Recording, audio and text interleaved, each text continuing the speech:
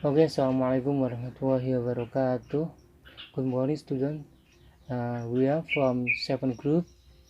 Uh, we will discuss about critical issue in intercultural communication.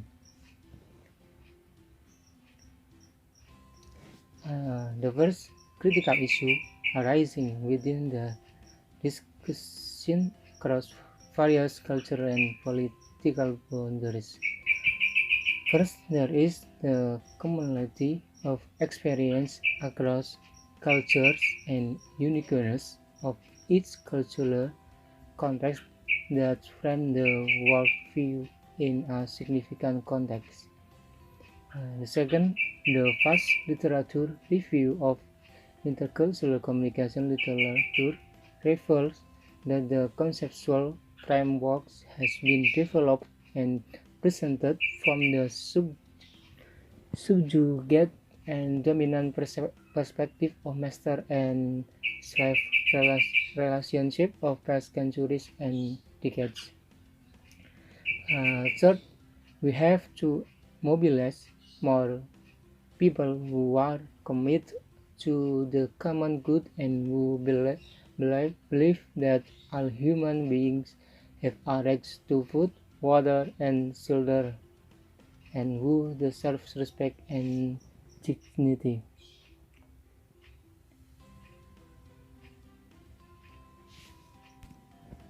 Yang artinya, pertama kita akan membahas tentang masalah kritis dalam komunikasi antar budaya.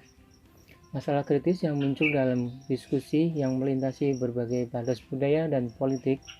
Pertama, ada kesamaan pengalaman lintas budaya dan keunikan-keunikan di setiap konteks budaya yang membingkai pandangan dunia dalam konteks yang signifikan.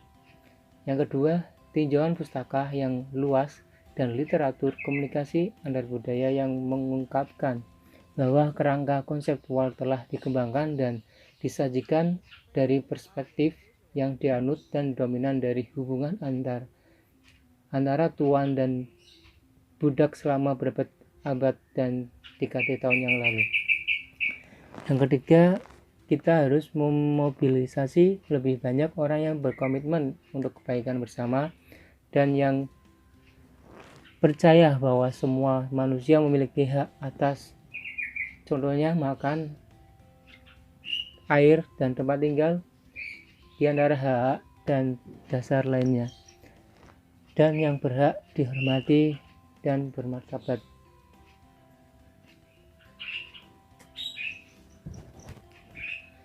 Gorman is true by two divide and positive perspective on the Truth and Reconciliation Commission, while at the same time acknowledging the real barriers to true reconciliation.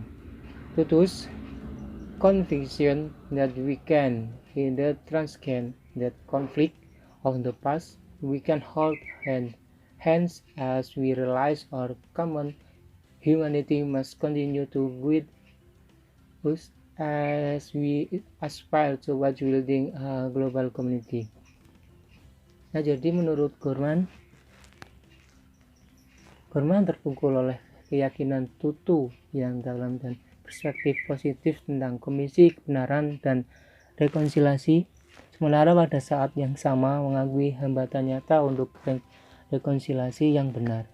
Keyakinan Tutu itu pada tahun 99 bahwa kita memang bisa mengatasi konflik masa lalu, kita bisa bergandengan tangan saat kita menyadari kemanusiaan kita bersama harus terus membimbing kita saat kita bercita-cita untuk membangun komunitas global. And the next is path to reconciliation. Healing and forgiveness are important considerations in seeking reconciliation among conflicts. Culture communities, many individuals and groups are working for peace with the firm belief that all human beings can live in harmony despite their desert worldview.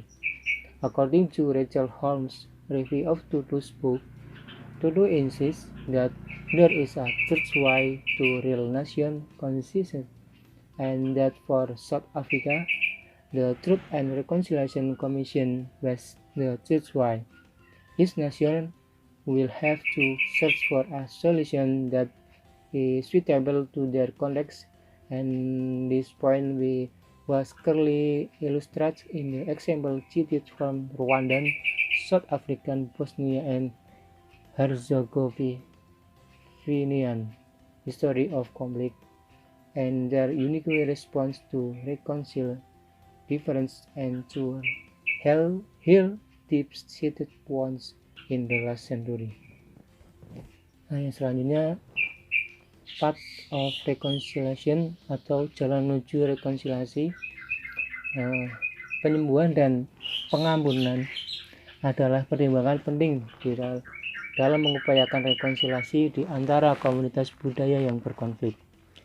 Banyak individu dan kelompok yang bekerja untuk menjalin perdamaian dengan keyakinan teguh bahwa semua manusia dapat hidup dan saling harmoni meskipun pandangan dunia mereka sangat beragam.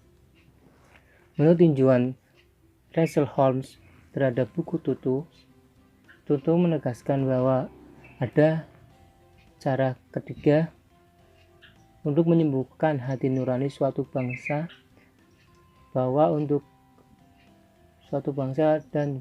Afrika Selatan, Komisi Kebenaran dan Rekonsiliasi adalah cara ketiga. Setiap negara harus mencari solusi yang harus sesuai dengan konteks mereka atau masalah mereka. Dan poin ini dengan jelas diilustrasikan dalam contoh-contoh yang dikutip dari sejarah konflik Rwanda, Bosnia Selatan, dan Herzegovina. Dan anggapan unik mereka untuk mendamaikan perbedaan dan menyembuhkan masalah yang mengakar di dalam ini luka di abad terakhir lalu. The next is principle of intercultural communication. Plekhanov Sultan's principle of intercultural communication have a significant role in global community building and they may be applied as and when appropriate in global community building process. Number one, the punctuation principle suggests that people from different cultures define their collective identities by drawing boundary lines between themselves, looking for a mutually acceptable boundary fit or an agreed boundary line. Nah, yang pertama adalah prinsip tanda baca. Prinsip tanda baca menyatakan bahwa orang dari budaya yang berbeda mendefinisikan identitas kolektif mereka dengan menggambar garis batas di antara mereka sendiri, mencari kesesuaian batas yang dapat diterima bersama, atau garis yang telah disepakati. Number 2, the uncertainty principle. What have global communities constantly search for knowledge of how to interact with one another against the background of uncertainty. This informed with an equity approach, since the participating cultures have little knowledge about the other and might experience similar level of uncertainty. However, through a process of negotiation and sharing, they began to disclose relevant information in an effort to eliminate uncertainty as much as possible. Yang kedua adalah prinsip ketidakpastian. Akan membantu komunitas global terus mencari pengetahuan tentang cara berinteraksi satu sama lain dengan latar belakang yang berbeda atau yang kurang pasti. Ini dibingkai dalam pendekatan ekuitas karena budaya yang berpartisipasi memiliki sedikit pengetahuan tentang yang lain dan mungkin mengalami tingkat ketidakpastian yang sama. Namun melalui proses negosiasi dan berbagai cara, mereka mulai mengungkapkan informasi yang relevan dalam upaya menghilangkan ketidakpastian sebanyak mungkin. Number 3, The performativity principle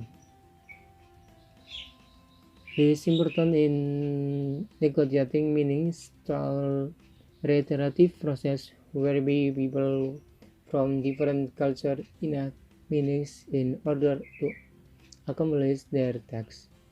This principle provides an opportunity for participating cultures to create and enact meaning that is mutually acceptable and respectful.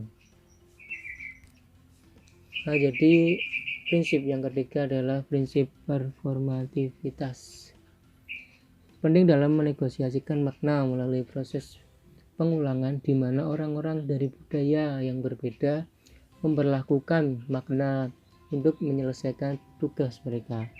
Prinsip ini memberikan kesempatan bagi budaya yang ingin berpartisipasi untuk menciptakan dan memperlakukan makna yang dapat diterima dan saling menghormati dan menguntungkan.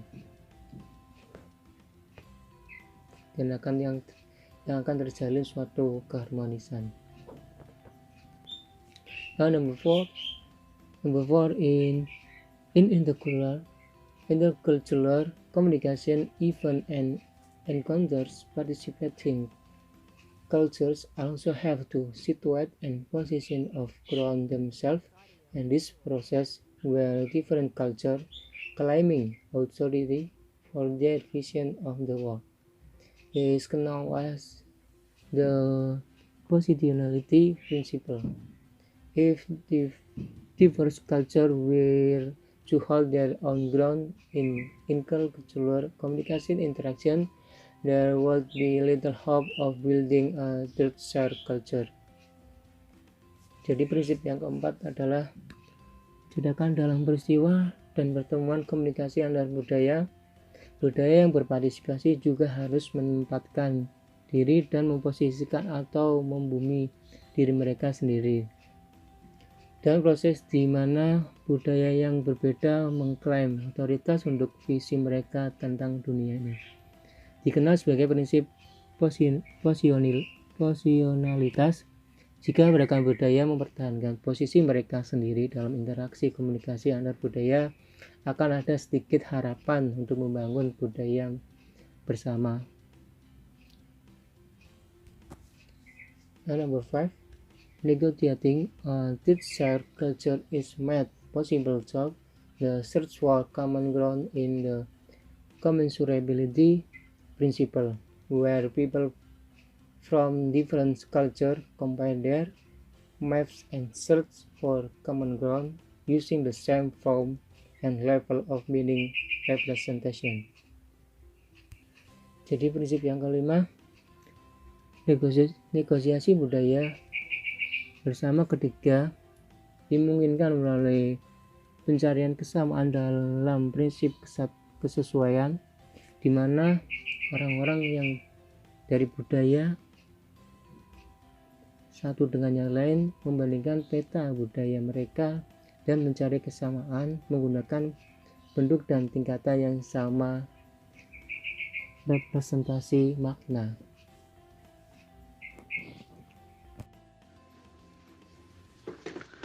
Okay, next is principle of intercultural communication. Number 6 is the continuum principle. The continuum principle encourages people to overcome binary thinking by looking through multiple cultural lenses, and he admit that this is a complex process. Di sini yang nomor 6 itu prinsip kontinum, yaitu mendorong orang untuk mengatasi pemikiran biner dengan melihat melalui lensa budaya dan mengakui bahwa ini adalah proses yang kompleks. Next is number 7, the pendulum principle. Most important of all, this principle recognizes that dialogue among cultural communities is an important factor in contributing to the way in which it shapes their shared vision. Yang ketujuh itu prinsip pendulum, yaitu prinsip ini mengakui bahwa dialog antar budaya merupakan faktor yang penting dalam berkontribusi membentuk visi mereka bersama. Next is number 8. The transaction principle creates a negotiation zone within which to move from position to interest in search of an acceptable resolution. Yang nomor 8 itu prinsip transaksi, artinya itu menciptakan zona negosiasi untuk berpindah posisi dari posisi ke kepentingan yang bertujuan untuk mencari resolusi yang dapat diterima bersama.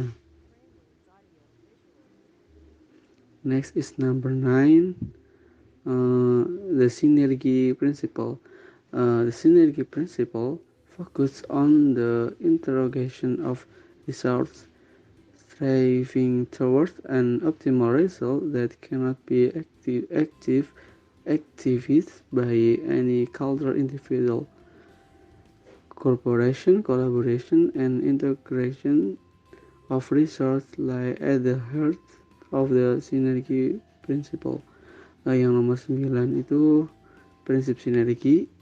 Di sini tuh berfokus pada sumber daya yang berjuang untuk menuju hasil yang optimal dengan adanya kerjasama, kolaborasi, dan integrasi sumber daya yang merupakan prinsip sinergi. Next is number 10.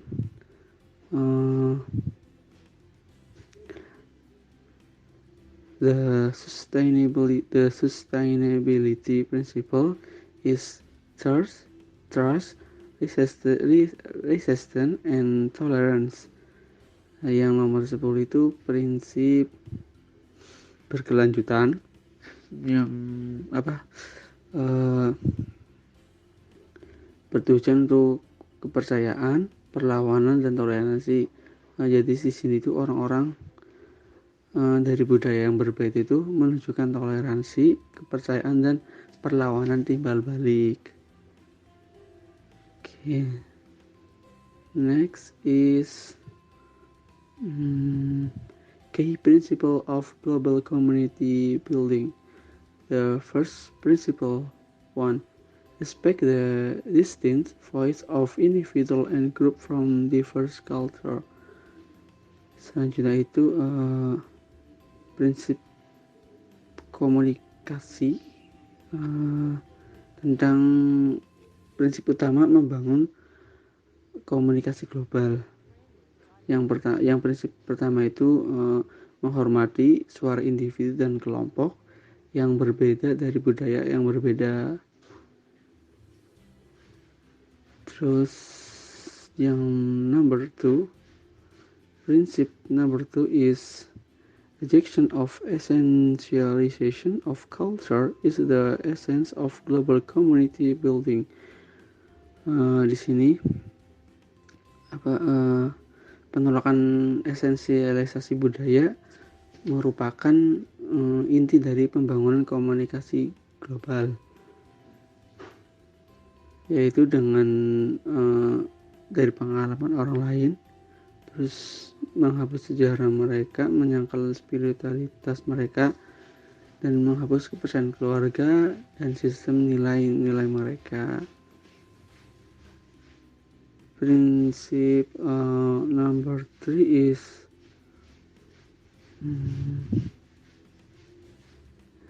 conscientiousness for your inner self is another critical aspect in advancing the cause of improving intercultural communities and in advocating for justice when an injustice is visible in any form.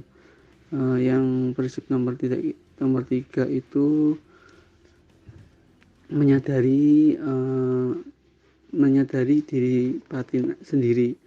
Jadi di sini tuh tujuannya untuk meningkatkan komunikasi antar budaya dan mengadvokasi keadilan ketika ketidakadilan terlihat dalam bentuk apapun. Terus next is principle number 4. Number 4 is interrogate your mental model, stereotype and prejudice in order to arrest those demons that prevent you from embracing diverse culture in open, respectful, meaningful, and dignified way. Jadi yang prinsip nomor 4 itu tentang interogasi model mental, stereotip terus dan prasangka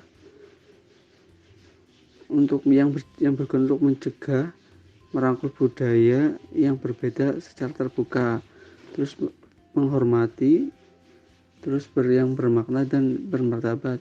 Di sini tuh intinya itu meninjau kembali sejarah tentang budaya masing-masing, ya seperti spiritualitas dan nilai-nilai keluarga yang dapat membentuk pandangan terhadap dunia, terhadap ruang yang adil bagi budaya bersama. Terus prinsip number 5 is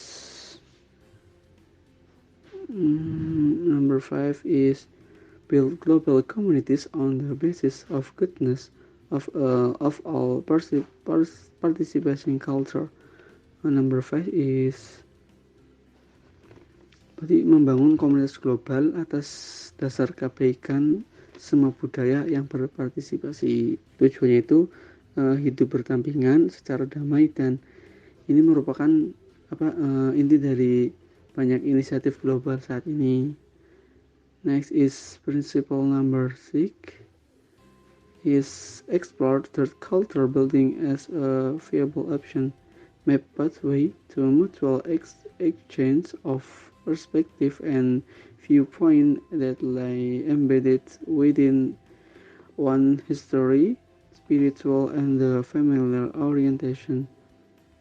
Yang prinsip terakhir nomor 6 itu menjelajahi bangunan budaya ketiga sebagai opsi yang layak. Di sini tuh berarti saling tukar perspektif dan sudut pandang yang tertanam dalam sejarah, spiritual, dan orientasi keluarga seseorang. Oke, thank you.